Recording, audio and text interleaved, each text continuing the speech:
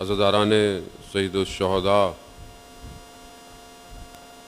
ماہ محرم الحرام کے یہ دن بہت تیزی سے گزر رہے ہیں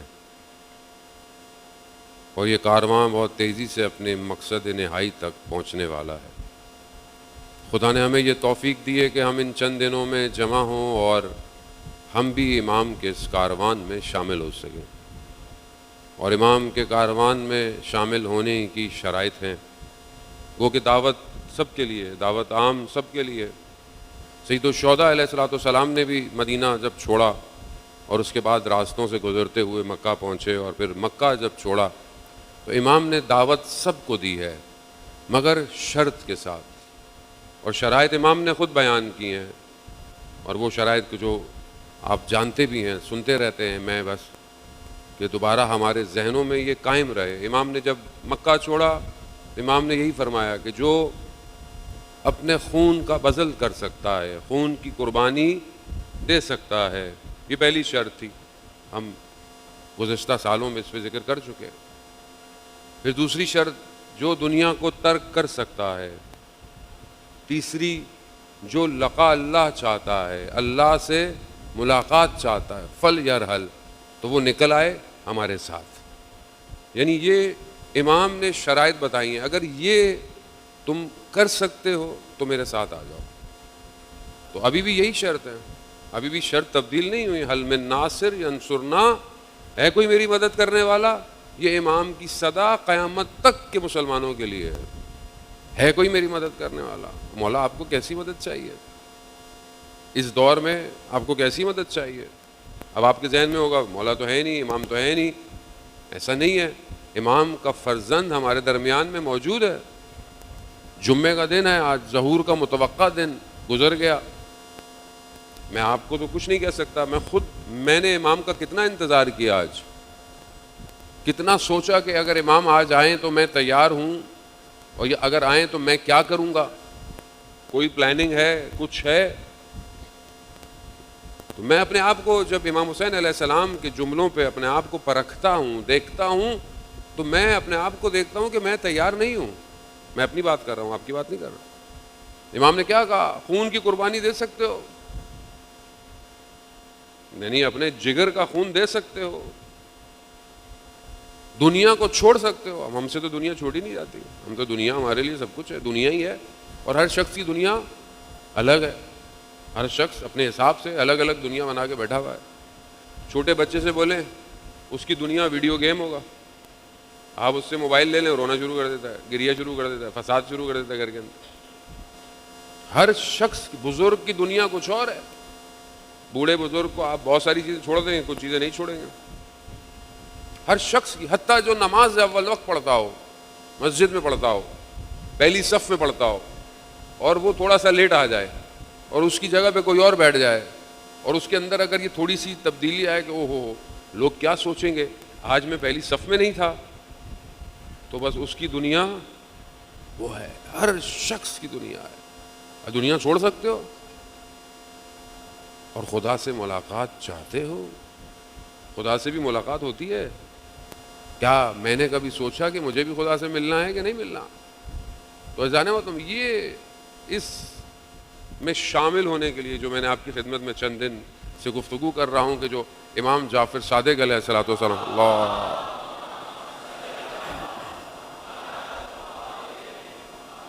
امام فرماتے ہیں کہ ہم جس سے محبت کرتے ہیں اس کے اندر ہم چاہتے ہیں کہ یہ خصوصیات ہوں۔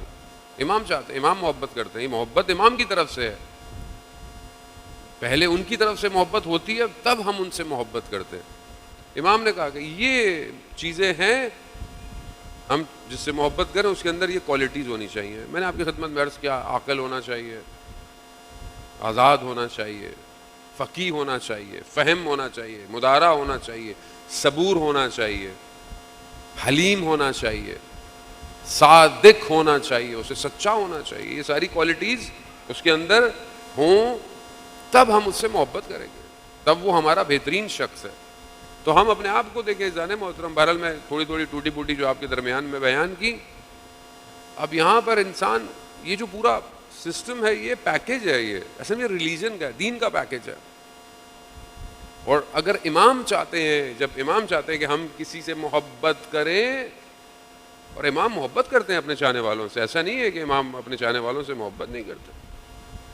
امام زمانہ عجل اللہ تعالیٰ فرجہ الشریف، اللہ صلی اللہ علیہ، امام ارشاد فرماتے ہیں، امام نے خود فرمایا، جو توقیف ہیں بہت سارے بڑے علماء کو جو امام نے خود لکھا ہے، امام نے فرمایا کہ ہم تمہارے حال سے باخبر ہیں، تمہاری جو سچویشن ہے وہ ہمیں پتہ ہے، ایسا نہیں ہے کہ ہم تمہیں نہیں جانتے، ہمیں پتہ ہے، اور اگر ہم تمہاری خبر نہ لیں تو دشمن تمہیں چیر پھاڑ ڈالے گا. یعنی امام ہماری طرف نگاہوں کو، امام کی نگاہیں ہماری طرف ہیں، لیکن کیا ہماری نگاہیں امام کی طرف ہیں کہ نہیں ہیں؟ اب ایک حدیث آپ کی خدمت میں پیش کرنی ہے، اس سے آج گفتگو کہ کیا چیز ہمارے اندر ہو کہ ہم سے لوگ محبت کریں. ظاہر ہے جب امام آپ سے محبت کرتے ہیں تو لوگوں کو بھی آپ سے محبت کرنی چاہیے نا. تو ایسی کون سی کوالٹیز ہوں؟ تو امام جعفر صادق علیہ السلام ارشاد فرماتے ہیں،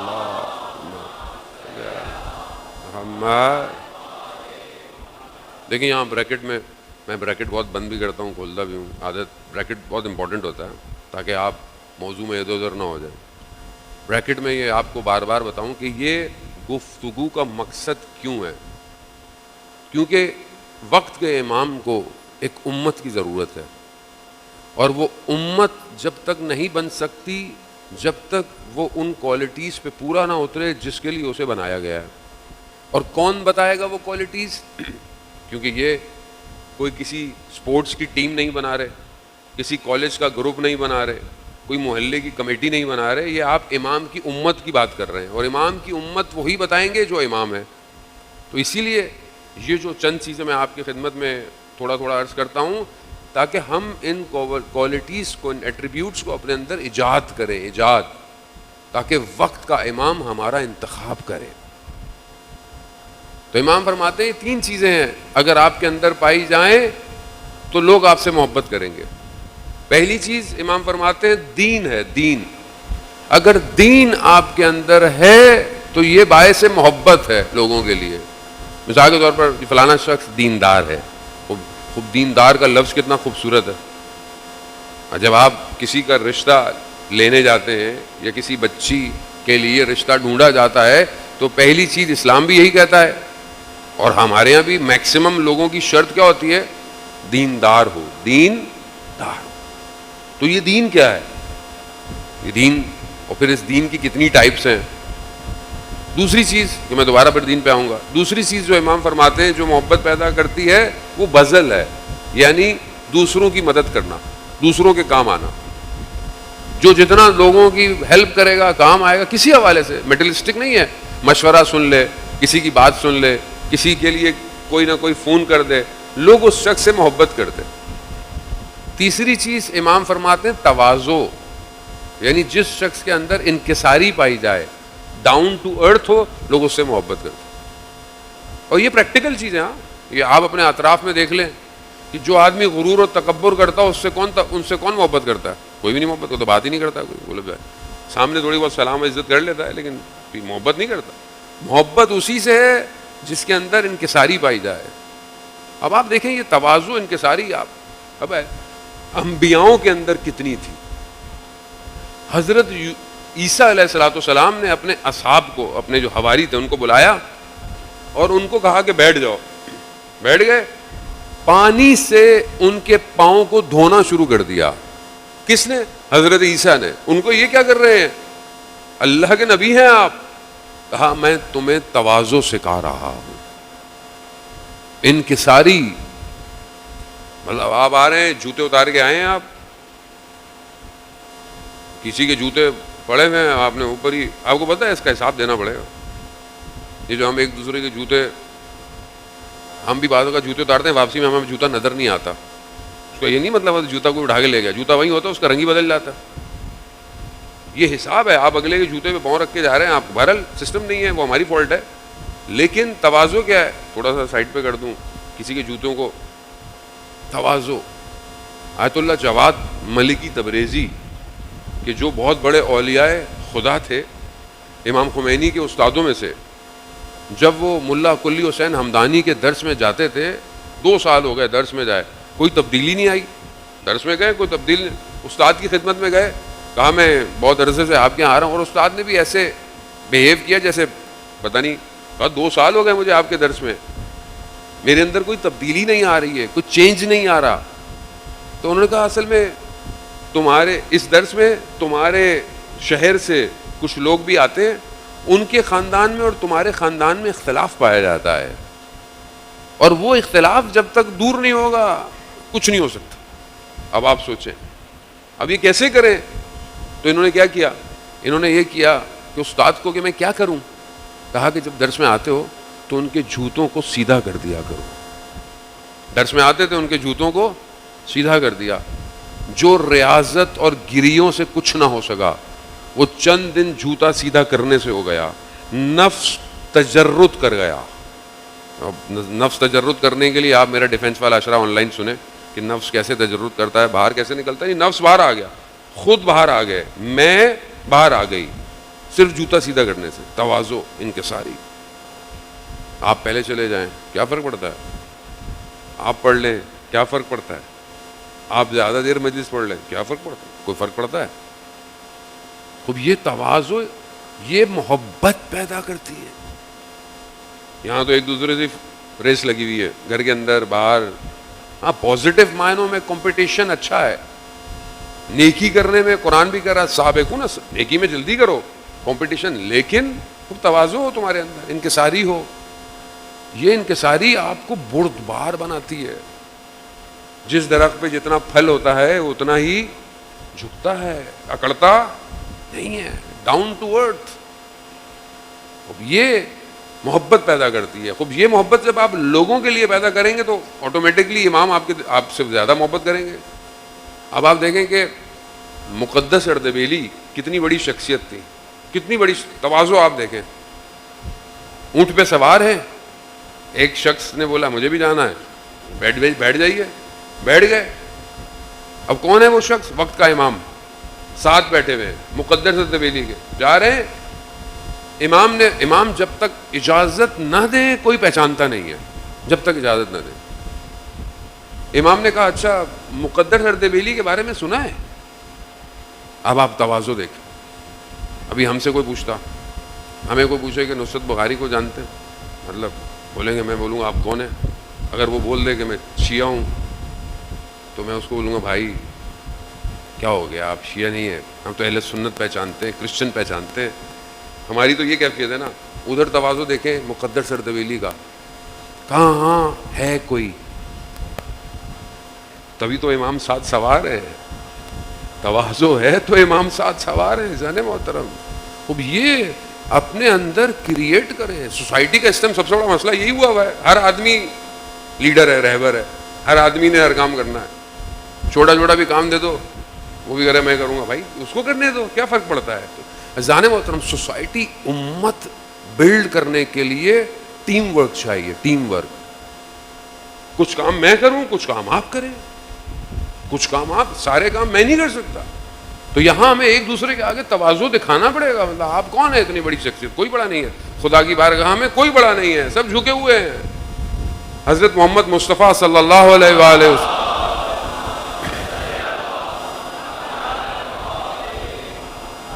مدینہ کا کوئی بچہ یہ کہہ نہیں پایا کہ ہم نے رسول کو سلام کیا ہو. کیوں؟ کہا رسول خدا ہمیں سب سے پہلے خود سلام کرتے تھے. رسول خدا ہے. وہ پہلی چیز میں واپس آتا ہوں، دیندار ہونا یہ بہت امپورٹنٹ ہے. کچھ لوگ صرف ظاہری دیندار ہیں، ظاہر میں، یا تو یوں کہیں کہ دین کی ڈیفینیشن ہی کلیئر نہیں ہے. خوب دینداری اجتماعی ہے، دینداری فردی ہے، دینداری توجیہی ہے، یعنی انسان اپنے حساب سے دین فکس کرتا ہے. یہ 2-3 ٹائپس ہیں دینداری کی. ایکچوئل دین وہی ہے جو اللہ نے اپنے رسول کے گھر بھیجا. دین وہی ہے. اور کیا دین ہمارے لیے امپورٹنٹ ہے کہ نہیں ہے؟ پہلی بات تو یہ کہ دین ہمارے لیے امپورٹنٹ ہے کہ نہیں ہے. دین ہمارے لیے، دین کتنی اہمیت رکھتا ہے؟ دین ہے کیا؟ دین وہ سیٹ آف رولز ہیں کہ جو اللہ نے اپنے نبی کے ذریعے بھیجے. یہ دین ہے. یہ حلال ہے، یہ حرام ہے، یہ کرنا ہے یہ نہیں کرنا. بہت سمپل سی بات ہے. کوئی مشکل نہیں ہے دین. دین بہت آسان ہے. ہم جیسے لوگوں نے مشکل بنا دیا ہے. دین بہت آسان ہے. جانے والا لا الہ الا اللہ, نہیں ہے کوئی معبود سوائے خدا. اور جب خدا کو معبود بنا لیا تو پھر غیر خدا گر گئے سارے. تو اب جو کرنا ہے خدا کے لیے کرنا ہے. تو یہ دینداری انسان کے اندر انسٹال ہونی چاہیے. اور یہ ہر جگہ ہے پوری. ایسا نہیں مسجد میں دین ہے تو باہر نہیں ہے. امام بارگاہ میں بہت اچھے, جاب پہ کچھ بھی کاٹتے رہو, کسی کو بھی کاٹتے رہو, کسی کا بھی حق کھاتے رہو. تو یہ کیسا دین ہے؟ جیسے بہت سارے لوگ بہت ساری جگہوں پہ مصلی بچھا دیتے ہیں, اللہ اکبر, بعد میں سود کا کاروبار ہو رہا ہے. اس کا مطلب ہے کہ یہ دینداری فردی ہے. یا ویسے بہت سارے لوگوں کی دین, مطلب ہمیں کیا مولانا صاحب, ہمیں اپنی نماز پڑھنی ہے, روزہ پڑھنا ہے, برابر میں کیا ہو رہا ہے, معاشرے میں کیا ہو رہا ہے, یونیورسٹیوں میں ناچ گانے ہو رہے ہیں, نشے کر رہے ہیں محلے میں جوان, ہمیں کیا کرنے دو. دنیا میں کیا ہو رہا ہے, جیسے میں نے کل بھی آپ کو خدمت میں عرض کیا, فلسطین میں کیا ہو رہا ہے, ہمیں اس سے کیا مولانا صاحب, ہمیں اپنا کام کرنے دیں. یہ دینداری توجیہ, یہ فردی ہے. یہ فرد اکیلا دینداری کر رہا ہے. یہ اپنی خانقاہ بنا کے بیٹھا ہوا ہے. اسے نہیں پتا کہ اصل دین کسے کہتے ہیں. اگر دین فردی ہوتا تو حضرت محمد مصطفیٰ صلی اللہ علیہ وآلہ وسلم صلی اللہ محمد تو کبھی بھی رسول خدا غار حرا سے نیچے نہیں اترتے. اگر دین فردی ہوتا تو رسول خدا غار حرا میں بہترین تھا. حضرت جبرائیل آ رہے ہیں, حضرت خدیجہ کھانا لے کے جا رہی ہیں, کیا ضرورت تھی معاشرے میں آنے کی. اور جوان سوال کرتا ہے کہ سارا مسئلہ ہی دین کی وجہ سے, یہ دین نہ ہو تو ٹینشن ہی نہ ہو, ساری مشکلات دین کی وجہ سے, ساری جنگیں دین کی وجہ سے, امام حسین کو شہید کیا دین کی وجہ سے, دین ہٹا دیں سارے فساد ختم ہو جائیں گے. سوال تو ہے نا بھائی, سارے فرقے دین کی وجہ سے, فرقہ بازی بھی تو دین میں ہی ہے نا ساری. ابھی آپ کیا جواب دیں گے, کیا جواب دیں گے؟ مگر امام حسین جس کے مقابلے میں آئے, کیا وہ دیندار تھا؟ اگر آپ کہتے ہیں کہ بھائی دین کا مسئلہ تھا تو کیا یزید دیندار تھا؟ کو آپ بولتے کہ بھائی دین کا مسئلہ تھا, دین نے تھوڑی, وہ تو لا دین تھا. دین کا ڈھونگ اس نے مچایا ہوا تھا, دین کی شیلڈ پہنی ہوئی تھی اس نے. کیوں؟ کیونکہ بریکٹ میں, تاکہ موضوع دوبارہ نہ ہو, بریکٹ پہ بریکٹ ہے. اب جو میتھس اور کیلکولس کے اسٹوڈنٹ ہیں وہ اسمارٹ ہوتے ہیں, 4 صفحے میں ایکویشن کو سالو کرتے ہیں, آخر میں پھر بریکٹ جو ہے وہ اوپن ہو جاتا ہے. بریکٹ میں جب دشمن سامنے سے تھک جائے تو وہ پھر اندر سے باہر آتا ہے.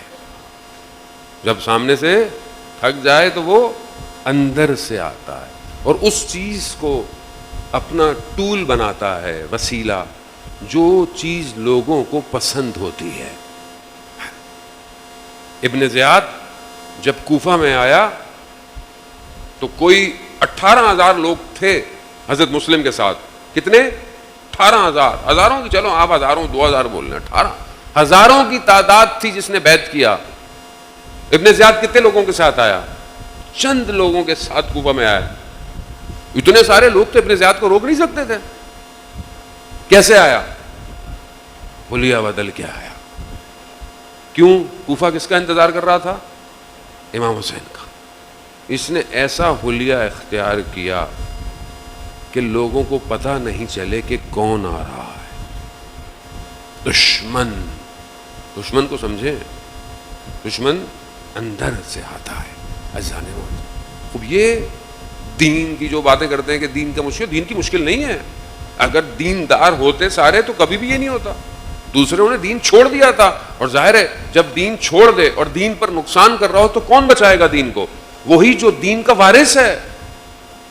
اگر سید الشہداء نہیں آتے کربلا تو آج نہ ہم بیٹھے ہوتے, نہ ہماری نمازیں ہوتی, نہ یہ حج ہوتے, نہ عمرے, کچھ بھی نہیں ہونا تھا, سب ختم ہو جاتا. انہوں نے تو حملے کیے, آپ تاریخ پڑھ کے تو دیکھیں. انہوں نے صرف واقعہ کربلا تھوڑی کیا, واقعہ حرہ سنے, آپ کے اپنے حواس ختم ہو جائیں گے. انہوں نے خانہ کعبہ پہ حملے کیے, خانہ کعبہ کو جلایا ہے. مولا کہتے ہیں نہیں, سافٹ کارنر ہونا چاہیے, سب کو ساتھ لے کے چلنا چاہیے. کس کو ساتھ لے کے چلیں بھائی؟ کیسے ساتھ لے کے چلیں؟ جو دیندار اگر ہے بسم اللہ, دین کے خلاف ہے تو دین بہت امپورٹنٹ ہے. آپ جوان ہیں, آپ صبح شام مختلف چیزیں آپ کے ساتھ آپ فیس کر رہے ہیں, چیزیں نارملائز کی جا رہی ہیں. حرام کو اتنا کامن کیا جا رہا ہے کہ وہ نارمل ہو جائے, اس کو پتہ ہی نہ چلے. اب آپ دیکھیں مدینہ کا واقعہ, اور ٹائم کون سا ہے؟ امام جعفر صادق علیہ الصلوۃ والسلام نے.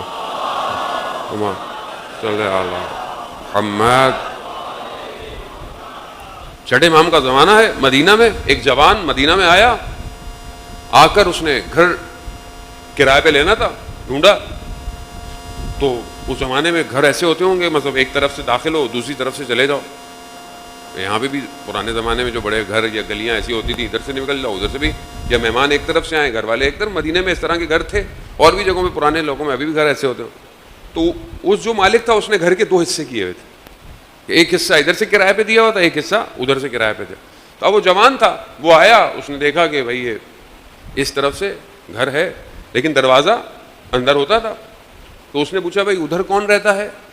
تو اس نے بولا بھائی کوئی جوان خاتون ہے وہ وہاں رہتی ہیں. تو انہوں نے بھائی میں ایک شرط پہ گھر لوں گا. کہا یہ دروازہ بند کر دو, یہ دروازہ بند رہے گا, یہ دروازہ نہیں, ورنہ لوگ آتے تھے جاتے تھے, مطلب کوئی. کہا کہ میری شرط یہی ہے. ان کا ٹھیک ہے. انہوں نے خاتون سے بھی بات کی, کہا کہ بھائی یہ دروازہ بند رہے گا, آپ دروازہ نہیں کھولیں گے, آپ ادھر سے آئیں. میں اس نے ٹھیک ہے. تھوڑے دن گزرے, خاتون نے دروازہ کھول دیا. تو اس نے بولا کہ آپ نے کیوں کھولا؟ ہماری تو شرط تھی کہ دروازہ, اب یہ جوان ہے. اس نے بولا کہ آپ نے دروازہ کیوں کھولا؟ کہا وہ ہوا کے لیے, ہوا کراس ہو. یہ جوان اٹھا, سیدھا امام کی خدمت میں گیا. دین کا دغدغہ ہو, دین کی پریشانی ہونا ایسے ہوتا ہے. کہا مولا میں نے گھر لیا, اس شرط پہ گھر لیا, لیکن خاتون مان نہیں رہی. امام نے کیا فرمایا؟ فوراً اپنا سامان اٹھاؤ اور نکل جاؤ.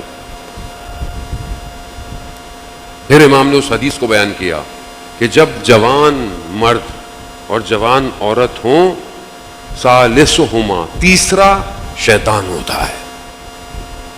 اب اس جوان کو دین کا دغدغہ تھا, دین کا دغدغہ نہیں ہوتا تو چھوڑو. اب آج کے زمانے میں تو آپ کو ایسا گھر ملنے سے رہا. تو آج کے زمانے میں جوان کو کیا دغدغہ ہونا چاہیے؟ موبائل, اس میں بہت دروازے ہیں, اور یہ دروازے ہر طرف سے کھلتے ہیں. انسٹاگرام پہ, ٹک ٹاک پہ, اسنیپ چیٹ, ہر جگہ میسنجر, ہر کوئی آپ کا دروازہ کھٹکھٹا رہا ہے. جہاں آپ نے فرینڈ ریکویسٹ کو اوکے کیا, دروازہ کھل گیا. اب آپ اور میں کتنے دیندار ہیں, کتنے دروازے بند کریں گے؟ میں آپ کو سٹوریاں اگر سناؤں نا جو ریئل میرے پاس بھی ہیں, آپ پریشان ہو جائیں. دین کا سہارا لے کر دین برباد ہو رہا ہے. دیندار ہے مولانا, مولانا دین کی باتیں کرتے ہیں, فلانا شخص دین کی باتیں, اللہ برباد ہو رہے ہیں. آپ کو اندازہ نہیں ہے معاشرہ. دھوکہ مت کھائیں. کالا امام صادق ہے. کون؟ صادق. صادق کسے کہتے ہیں؟ سچ. امام نے کیا کہا؟ اگر جوان مرد اور عورت, تیسرا کون ہے؟ چاہے وہ کمرہ ہو, چاہے وہ چیٹ روم ہو.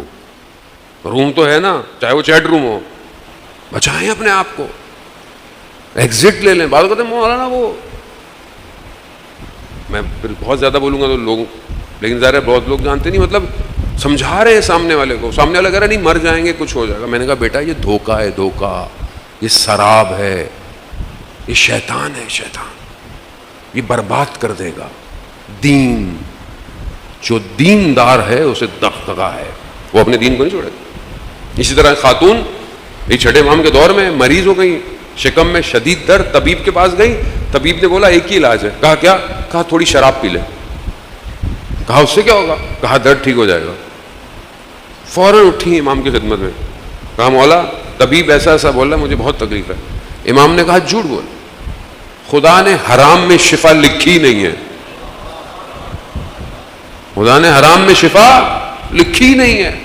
کہا تھوڑی دیر ہو سکتا ہے تمہیں آرام آ جائے, شفا دین. کیا ہماری زندگی میں دغدغہ ہے؟ سوچنا چاہیے. آپ بہت ساری چیزوں کو تھوڑی کھول سکتے ہیں تھوڑی دیر کے لیے.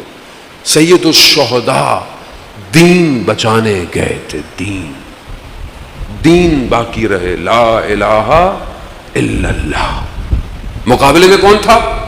وہ جو دین کا مذاق اڑا رہا، حلال کو حرام، حرام کو حلال، حجاب ختم، بے حجائی، برائی، جتنی آپ توصیف کر سکتے ہیں برائی کی، ساری موجود تھی، سب موجود تھا۔ تو اگر ہماری زندگی بھی وہی ہو کہ ایک حصہ ہے اپنے حساب کا، جو ہمیں اچھا لگتا ہے وہ ہے، جو ہمیں اچھا نہیں لگتا نہیں مناسب۔ چار چیزیں دین کی ہیں، خمس دینا پڑے گا۔ مولانا صاحب خمس تو مولانا لوگ کھا جاتے ہیں، ابھی کیا دیں، ابھی مولانا کہاں کھائے جاتے؟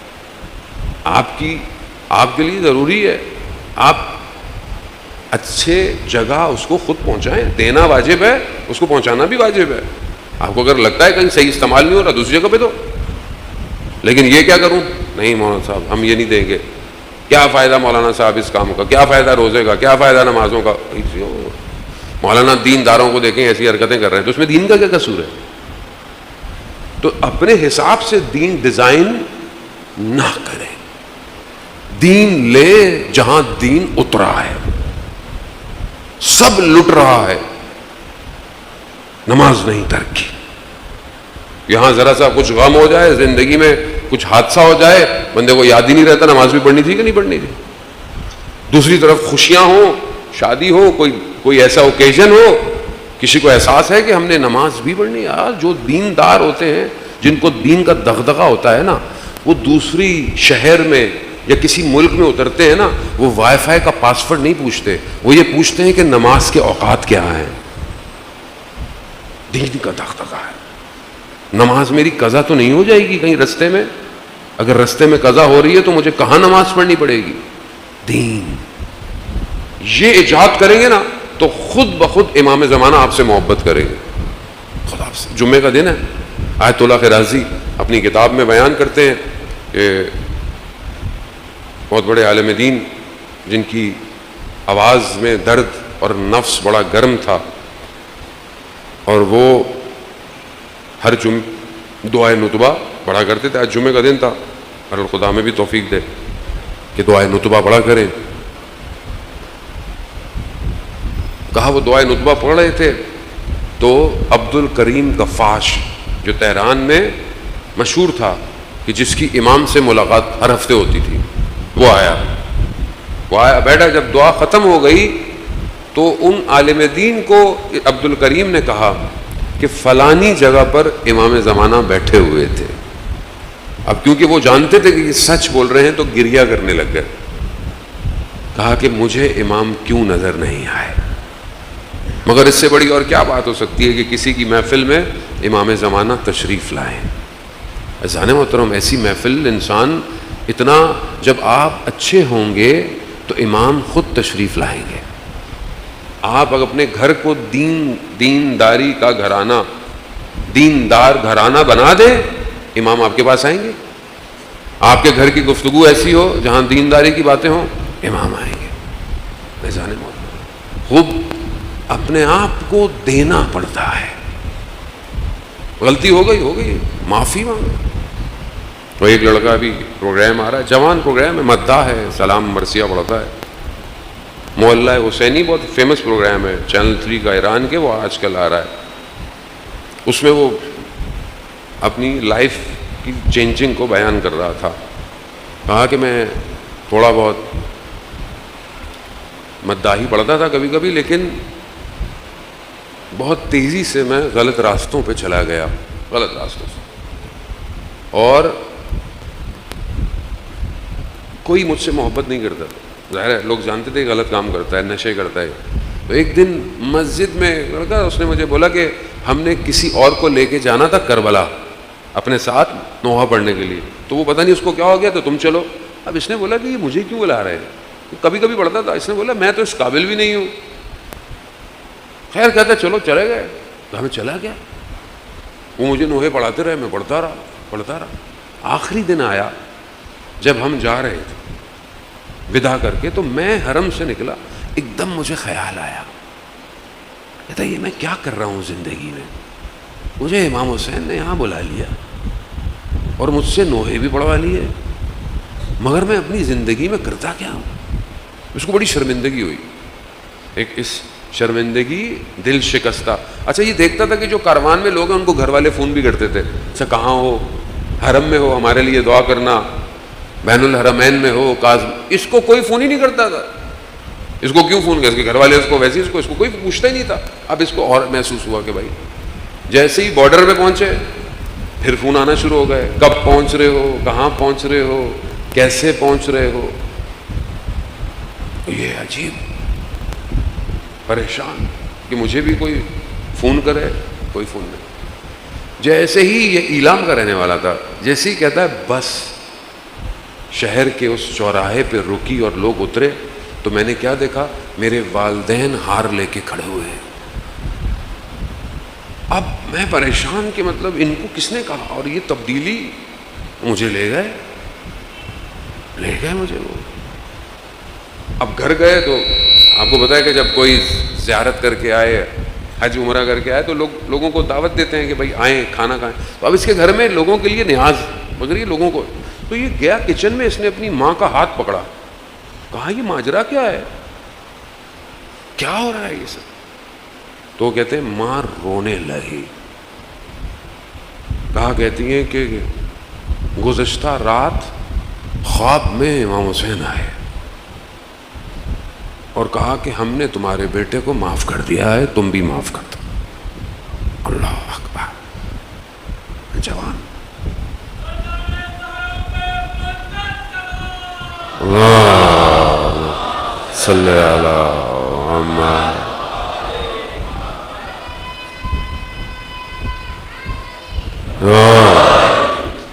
وہ جوان،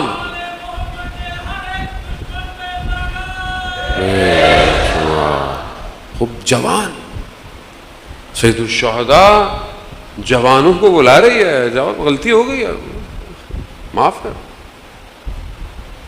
ہم لوگ کون ہوتے ہیں کسی کے اوپر الزام تراشی، پابندی لگائیں؟ امام حسین کی بات، جو آئے جیسے آئے آنے تو آنے میں، حسین کی بارگاہ ہے۔ امام حسین خود بہتر جانتے ہیں کس کے ساتھ کیا کرنا ہے۔ امام حسین کریم ہے بہت، میرے آپ کے اندر یہ طاقت تھوڑی ہے کہ ہم امام حسین کی عزاداری میں آ سکیں، یہ تو امام حسین ہے جو ہمیں بلا رہے ہیں۔ کہاں آپ اتنا بیٹھتے ہیں، کس طرح آپ اتنا بیٹھتے ہیں، کس کے عشق میں بیٹھے ہوئے ہیں؟ امام حسین۔ اور یہ حدیث پیغمبر ہے کہ امام حسین کی محبت خون میں دوڑ رہی ہے اور کبھی ٹھنڈی نہیں ہوگی۔ اور جو اس راستے پہ آ گیا، مشکلات ہیں، پریشانیاں بھی ہیں، مصیبتیں بھی ہیں، لیکن یہ مصیبتیں تھوڑے دنوں کی ہیں کیونکہ دنیا تھوڑی سی ہے۔ تو جوان اپنی قدر کرے جانے میں۔ اور ویسے بھی آج شب منسوب ہے جوان کربلا سے، جوان چاہیے، شباب، جوانی کی عبادت، جوانی کے سجدے، جوانی میں تہجد کی نماز کمال پہ لے کے جاتی ہے۔ جوانی میں گناہ چھوڑ دینا کمال ہے۔ جب طاقت ہو گناہ کرنے کی تب چھوڑو گناہ، تو مزہ ہے نا۔ ایک آدمی گناہ ہی نہیں کر سکتا تو کوئی کمال نہیں ہے، کمال جوانی پر ہے۔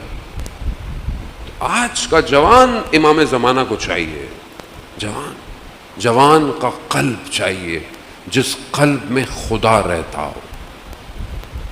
تو آئیں اس جوان کی بارگاہ میں جس کی اذان آج تک جوان ہے، آج تک وہی اذان ہے اور وہی اذان ہوتی ہے۔ ایسا جوان کہ جو ہم شکل پیمبر ہے۔ امام حسین نے تہجد کی نمازوں میں علی اکبر کو مانگا ہے۔ خود فرماتے ہیں جب ہم چاہتے تھے اپنے نانا کے چہرے کو دیکھنا تو ہم علی اکبر کے چہرے کو دیکھتے، جب ہم چاہتے تھے اپنے نانا کی آواز سننا تو ہم علی اکبر کی آواز سنتے تھے۔ خلق میں خلق میں شبیہ پیمبر ہے، اور ایسی شخصیت ہے کہ اس پورے راستے میں اگر امام حسین کو کوئی بات اہل حرم تک پہنچانی ہے تو حضرت علی اکبر کو بھیجتے تھے کہ علی اکبر، کیوں؟ کیونکہ علی اکبر کی بات ہر کوئی سن لیتا تھا، ایسی شخصیت۔ اور یہی جوان جا رہا ہے،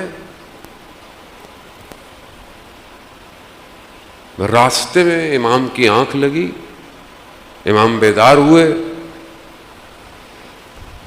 امام کے زبان مبارک میں کلمہ جاری ہوا، انا للہ و انا الیہ راجعون۔ جناب علی اکبر نے کہا بابا کیا ہوا، خیریت؟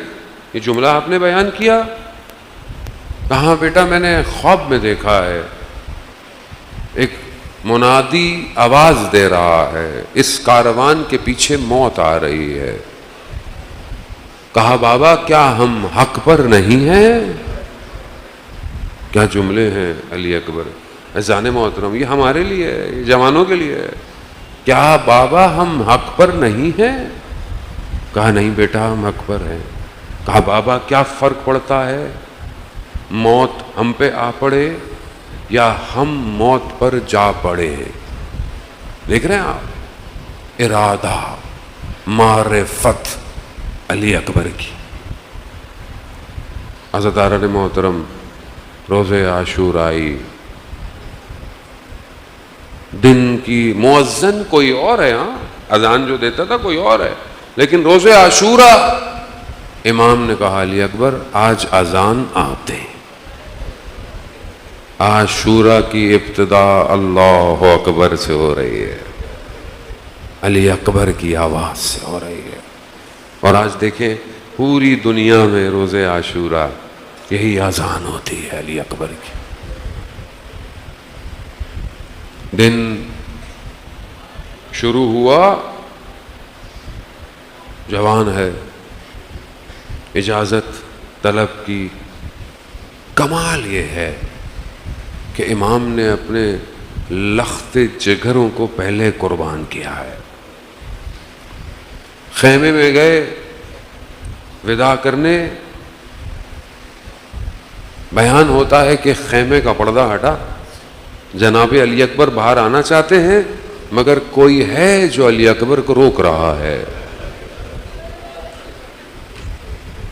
کہا پھر باہر آنا چاہتے ہیں، پھر علی اکبر کو کوئی روک رہا ہے۔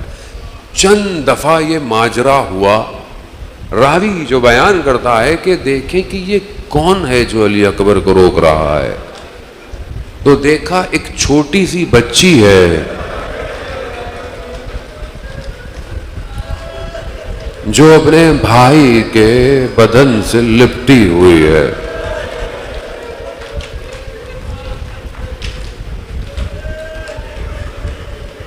ہاں زاداران محترم، گریہ کی شبیں بڑھتی جا رہی ہیں، بڑھتی جا رہی ہیں۔ یاد رکھیے، یاد رکھیے یہ ایام ایسے ہیں، کوشش کیجئے کوئی ایسا کام نہ کریں کہ کہیں یہ نہ ہو کہ ہم کچھ کریں اور علی اکبر کا لاشا کربلا میں پڑا ہو۔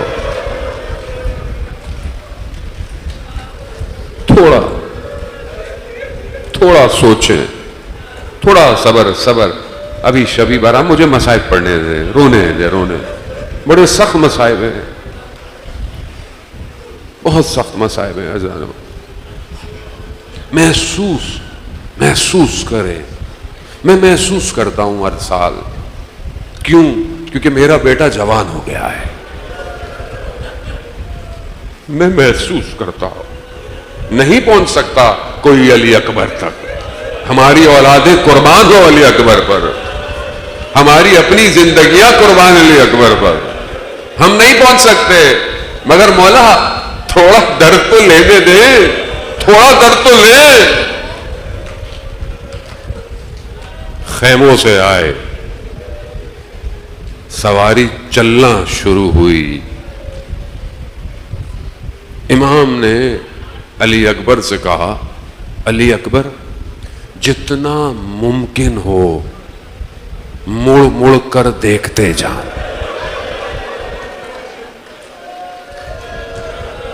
جس کا جوان بیٹا ہو نا اسے درد پتہ ہوتا ہے کہ جب بیٹا جا رہا ہو نا اور پتا ہو کہ یہ نہیں آئے گا. ایک مقتل میں کچھ چھوٹی سی بچی سے بیان کیا گیا ہے کہ وہ کہتی ہے کہ جیسے ہی بھائی علی اکبر گئے بابا زمین پر بیٹھ گئے.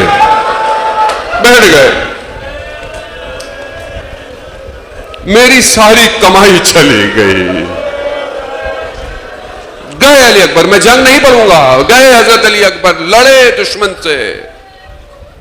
عباس کے شاگرد ہیں, بنی ہاشم کا خون ہے, حیدر کرار کا پوتا ہے, سبط پیمبر ہے. لڑے, واپس آئے, بابا کی خدمت میں پہنچے. بس تھوڑی دیر بابا کی خدمت میں پہنچے. امام نے کہا بیٹا کیا ہوا, واپس کیوں آئے؟